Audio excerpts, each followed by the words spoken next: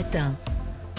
Le livre du jour, Nicolas Caro, je le disais, c'est une chouette idée de cadeau de Noël. Un roman western, tiens. Oui, mais alors là, je vous préviens, on ne rigole plus. C'est un livre important. Des livres, les éditions Gallmeister proposent un coffret qui rassemble l'intégrale des Lonesome Dove de Larry McMurtry.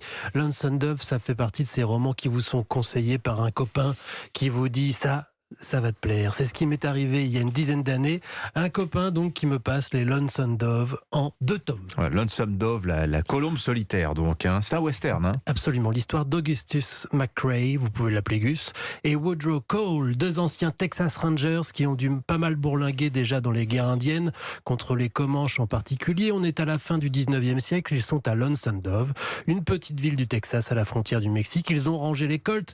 Mais mon Dieu, quel ennui! Il ne s'y passe rien ou presque, on végète au saloon, on tire quelques serpents, quelques crotales, mais bon. Alors Cole et Gus ont une idée, ils décident de voler du bétail au Mexique, de le convoyer jusqu'au Montana, tout au nord des États-Unis, et d'y installer un ranch. Ça fait un bon bout de chemin tout Oui. ça. Et donc de l'aventure, et donc du romanesque, c'est épique, on chemine avec eux, on a froid, chaud avec eux, on affronte les dangers, bien entendu on rencontre tout un tas de personnages, et on traverse les paysages incroyables. Dans le coffret d'ailleurs, on a une petite carte pour s'y retrouver. Le roman est sorti en 1986, prix Pulitzer, en 2 tomes, ça fait bien 1000 pages, mais c'est le genre de roman qu'on ne lâche plus, un vrai grand western comme on les aime.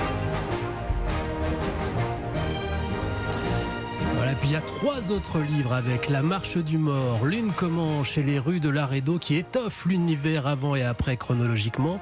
Tous rassemblés donc dans ce coffret. Larry McMurtry est mort l'année dernière après 84 ans de bons et loyaux services. On lui doit une 30aine de romans, pas seulement des westerns, autant d'essais, une 20aine de scénarios de films, dont le très célèbre Secret de Brokeback Mountain, vous savez. Oui. Il est très connu aux États-Unis, il est temps de lui donner la place qu'il mérite chez nous. Voilà, c'est vrai que c'est un très très beau coffret, je le montre à l'image pour ceux qui nous regardent sur Europe1.fr. Lonesome Dove, l'intégrale, c'est publié chez Totem qui est... J'ai envie de faire du cheval tout à coup.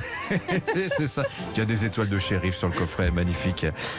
Voilà un beau cadeau. Merci Nicolas Caro. Caroline Speller. Bon, on va rester dans la bonne prescription de Noël, parce que le jeu vidéo de la semaine, c'est tout simplement la franchise la plus rentable de l'histoire du divertissement. Tenez-vous bien, 120 milliards de dollars de chiffre d'affaires en 26 ans. 120 milliards. Oui, c'est énorme. Alors, qui se cache derrière ces milliards, squatte les cours de récré et au passage notre porte-monnaie? Ce n'est ni Star Wars ou les super-héros Marvel, mais... Voilà, Vincent Hervouet, on a plein les poches, des Pokémon. C'est qui votre préféré Non, Bulbizarre. Non, c'est intime. Dracofeu, enfin bon, tout c'est là. En 26 ans, Pokémon est devenu un empire colossal. Ce sont des mangas, des animés, des jouets, des produits dérivés, des cartes à jouer.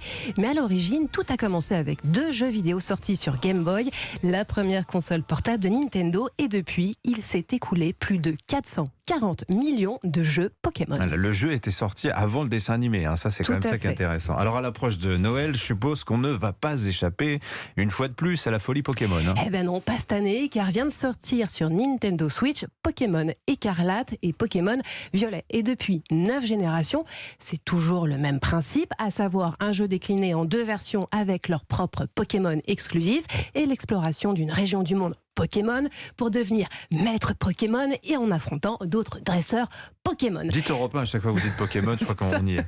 Ok, pour ça, il faut collectionner, échanger, entraîner et faire combattre nos monstres de poche comme... Pika Pika, Pikachu.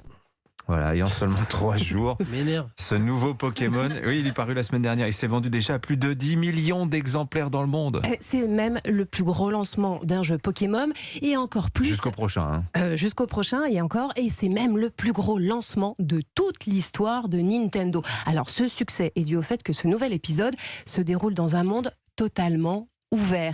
Ça veut dire que l'exploration dans le jeu se fait en totale liberté. Nous sommes les acteurs de notre propre aventure. Un rêve de fan de Pokémon devenu réalité, mais entaché un peu par un manque de finition et quelques bugs qui seront sûrement corrigés par Nintendo avec des mises à jour prochaines.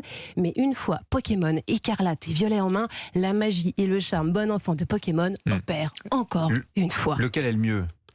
Moi, j'aime Parce bien. que les derniers épée et bouclier, tout le monde dit que c'était épée le meilleur. Hein. Moi, j'ai joué avec Karate. N'est-ce pas, Vincent Herouette? Tous atroces. Voilà. Non, c'est pas vrai. Mais oui, vous allez voir sous le sapin, vous allez faire des heureux.